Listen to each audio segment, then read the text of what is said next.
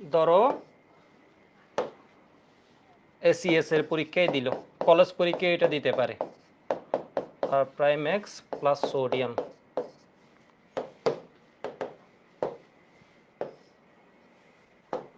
এখানে দিয়ে দিলা ড্রাই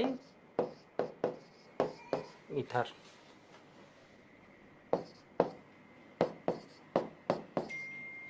কি পাওয়া যাবে?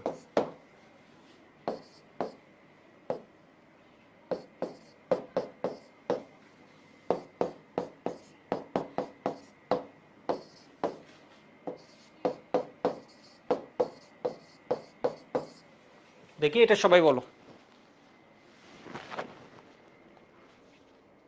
ঠিক আছে, এটা সবাই বলো।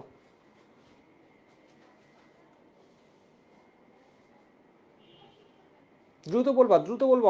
অর্গানিকে এনার্জি থাকতে হবে, অর্গানিকে জিমিয়ে গেলে হবে না। ঠিক আছে, তো অনেকেই বলতে পারছো এটা। ভুল বললে কোনো প্রবলেম না, আমার এখানে তুমি ভুল বললে তুমি শিখবা। ঠিক আছে, অন্যরা সঠিক বললে তুমি শিখবা জিনিসটা, কিন্তু বলার কনফিডেন্সটা বাড়াতে হবে।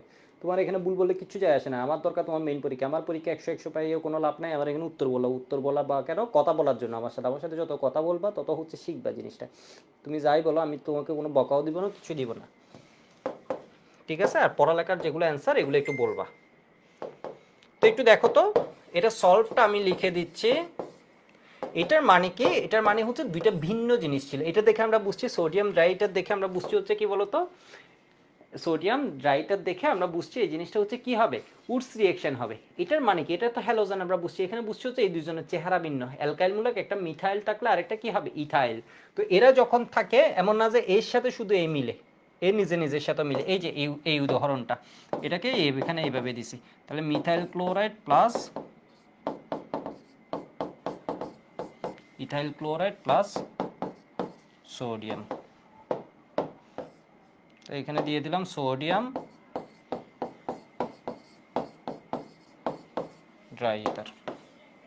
তাহলে এটা কি হবে, হ্যালোজেনগুলোকে সোডিয়াম খেয়ে ফেলবে, তাই না? হ্যালোজেনগুলোকে সোডিয়াম খেয়ে ফেলবে, খেয়ে কি বানাবে, সোডিয়াম